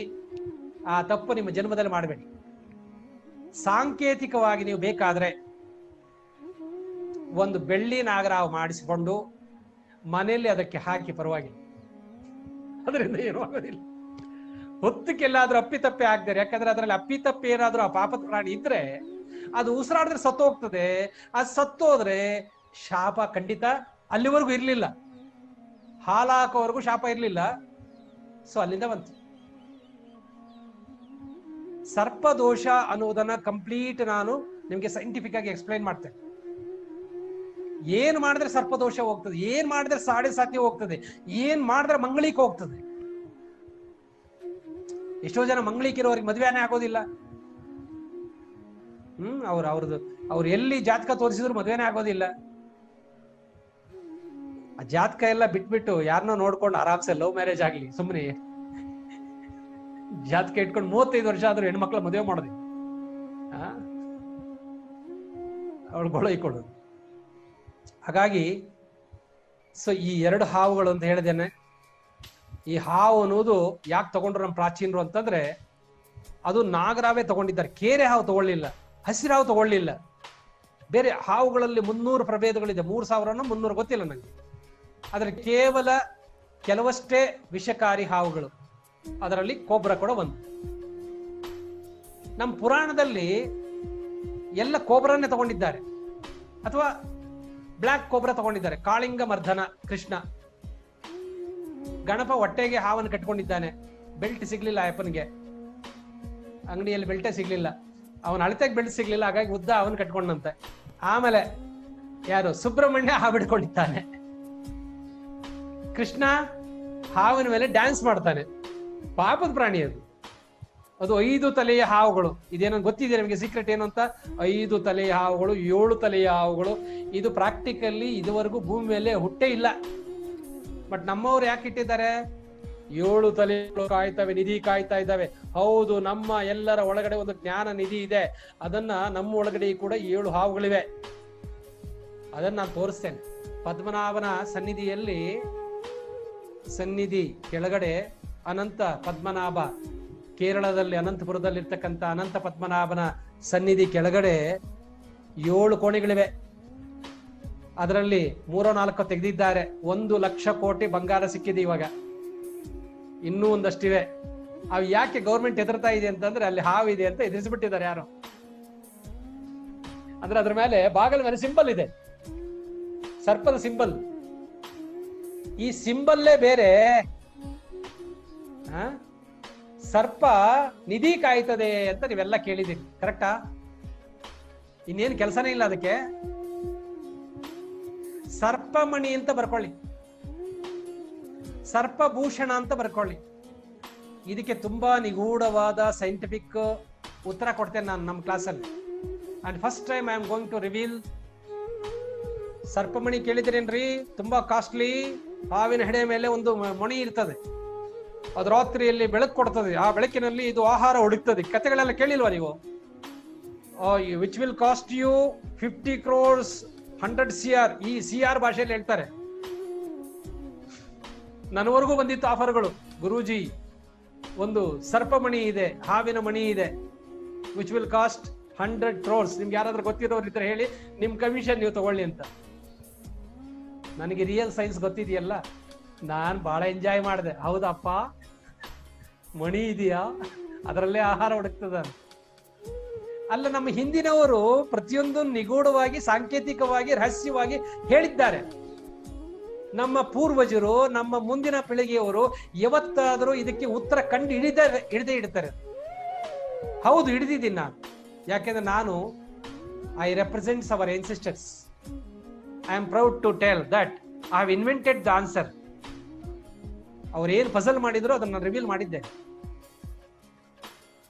ನಿಮಗೂ ಹೇಳ್ತೇನೆ, ಸರ್ಪಮಣಿ ಎಲ್ಲಿದೆ ಅನ್ನೋದನ್ನು ತೋರಿಸ್ತೇನೆ ನಿಮ್ಮ ದೇಹದಲ್ಲಿ. It's my promise. ಅಲ್ಲಿಂದ ಅಮೃತ ಸಿಂಚನ ಆಗ್ತದೆ. ನೀವು ಇಮ್ಯಾಜಿನ್ ಮಾಡ್ಕೊಳ್ಳಿ, ಬಬ್ರುವಾಹನ ಅರ್ಜುನ ಅವನ ಶಿರಶ್ಛೇದನ ಮಾಡಿಕೊಂಡು ಹೋದಾಗ ಪಾತಾಳ ಲೋಕಕ್ಕೆ ಹೋಗಿ ಸರ್ಪಮಣಿ ತಂದು ಅದಕ್ಕೆ ಅವನಿಗೆ ಸ್ಪರ್ಶ ಮಾಡಿದಾಗ ಅವನಿಗೆ ಮತ್ತೆ ಪ್ರಾಣ ಬಂತು. ಡೂ ಯು ರಿಮೆಂಬರ್ ಬಬ್ರುವಾಹನನ ಸಿನಿಮಾ ಸ್ಟೋರಿ? ಅದು ಸರ್ಪಮಣಿ. ಅವನ್ ಮತ್ತೆ ವಾಪಸ್ ಬಂದ, ಅವನು ಜೀವಂತವಾಗಿ. ಹಾಗೆ ನಮ್ಮ ಹಿಂದಿನವರು ಪೌರಾಣಿಕವಾಗಿ ಅನೇಕ ರಹಸ್ಯಗಳನ್ನ, ಅಂದ್ರೆ ಸಾಧಕರಿಗೆ ಮಾತ್ರ ಹೇಳಬೇಕು ಅಂತ ಹೇಳಿ, ಬಾಧಕರಿಗೆ ಹೇಳಬಾರದು, ಮುಖ್ಯವಾಗಿ ರಾಕ್ಷಸರಿಗೆ ಹೇಳಬಾರದು, ಪೀಡಕರಿಗೆ, ಲೋಕಕಂಟಕರಿಗೆ ಹೇಳಬಾರದು. ಈ ಸ್ಪಿರಿಚುವಲ್ ಸೀಕ್ರೆಟ್ಸ್ ಅಂತೇಳಿ ಅದನ್ನು ಪಜಲ್ ರೂಪದಲ್ಲಿ ಇಟ್ಬಿಟ್ರು. ನಾವೀಗ ಊದ್ಬತ್ತಿ ತಗೊಂಡು ಓಂ ಪಜಲಾಯ ನಮಃ ಪಜಲಾಯ ನಮಃ ಅಂತ ಪೂಜೆ ಮಾಡ್ತಾ ಇದ್ದೇವೆ. ಎಂತ ದುರಂತ ಕಂಡ್ರಿ. ಹಾವಿಗೆ ಪೂಜೆ ಮಾಡಿದ್ರೆ ನಮ್ಗೆ ಎನ್ಲೈಟನ್ಮೆಂಟ್ ಆಗ್ತದೇನ್ರಿ? ಹಾವಿಗೆ ಹಾಲು ಹಾಕಿ ನಮ್ಗೆ ಎನ್ಲೈಟನ್ಮೆಂಟ್ ಆಗ್ತದ? ಅನಾದಿ ಕಾಲದಿಂದ ಹೊತ್ತಕ್ಕೆ ಆಗ್ತಾನೆ ಇದೀವಪ್ಪ ನಾವು ಕೂಡ. ನಮ್ಮೂರಲ್ಲಿ ಎಲ್ಲರೂ ಆಗ್ತಾರೆ. 6 ಕತ್ಲಿಲ್ಲ 3 ಕಿಳಿಲಿಲ್ಲ. ನನಗೆ ರಹಸ್ಯ ಗೊತ್ತಾಯ್ತು, ನಾನು ಪ್ರೋಗ್ರೆಸ್ ಆದೆ ಲೈಫಲ್ಲಿ. ಇನ್ನೂ 10 ಕಾಲ ಹಾಕೋರು ಹಂಗೆ ಹಾಕ್ತಾನೆ ಇದ್ದಾರೆ. ಹಾಗಾಗಿ ಬನ್ನಿ, ಖಂಡಿತ ನೀವು ಈ ಲೈಫ್ ಟೈಮ್ ಅಲ್ಲಿ ಈ ಸೈನ್ಸ್ ಅನ್ನು ತಿಳ್ಕೊಳ್ಬೇಕು. ನೀವು ಪ್ರಾಕ್ಟೀಸ್ ಮಾಡ್ತಿರೋ ಬಿಡ್ತಿರೋ that is your option, secondary. First know it at least. ಯಾವಾಗೋ ಒಂದು ಟೈಮ್ ಬರ್ತದೆ ಅವಾಗ. ಈಗ ಸೈಕಲ್ಲು ಅನಿವಾರ್ಯ ಆದವಾಗೆಲ್ಲ ಕಲಿಯೋದು, ಕಲ್ತಿಟ್ಕೊಂಡ್ರೆ ಅನಿವಾರ್ಯ ಬಂದಾಗ ಸೈಕಲ್ ಹೊಡಿಬೋದು. ಇಲ್ಲ ನಾನು ನೀರಿಗೆ ಅಪಾಯ ಬಂದಾಗ ಈಜು ಕಲಿತೀನಿ ಅಂತಂದ್ರೆ ಈಜು ಕಲಿಬೇಕಾದ್ರೆ ಇನ್ನೊಂದು ಲೈಫ್ ಬೇಕಾಗ್ತದೆ. ಈಜು ಕಲ್ತಿಟ್ರೆ ಅಪಾಯ ಬಂದಾಗ ಅದು ಕೆಲಸಕ್ಕೆ ಬರ್ತದೆ. ಹಾಗೆ ಇಂತಹ ಕೆಲವು ವಿದ್ಯೆಗಳನ್ನ ನೀವು ಈಗ ಕಲ್ತಿರ್ಬೇಕು. ಇದು ಸರಿಯಾದ ಸಮಯ. ಕೊರೋನಾ ಸಮಯ ಇದೆಯಲ್ಲ, ಅದು ಯಾಕೆ ಬಂತ ಗೊತ್ತಿಲ್ಲ. ಇದು ಒಳ್ಳೇದಕ್ಕೆ ಬಂದಿದೆ. ಮನೆಯಲ್ಲಿದ್ದು ಒಳ್ಳೇದನ್ನು ಕಲೀರಿ ಅಂತ ಹೇಳಕ್ ಬಂದಿದೆ. ಆದದ್ದೆಲ್ಲ ಒಳಿತೇ ಆಯಿತು ಗೋವಿಂದನ ದಯದಿಂದ. ಅದು ನಿಮ್ ಕೊರೋನಾ ಬಂದಿರೋದು ಇಮ್ಯುನಿಟಿ ಸಿಸ್ಟಮ್ ಟೆಸ್ಟ್ ಮಾಡ್ತಾ ಇದೆ.